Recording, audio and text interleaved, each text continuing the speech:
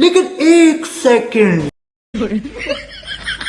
माझा तर विश्वासच बसत नाही.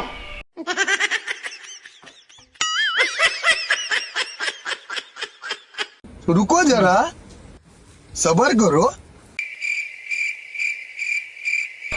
माझा तर विश्वासच बसत नाही बाई.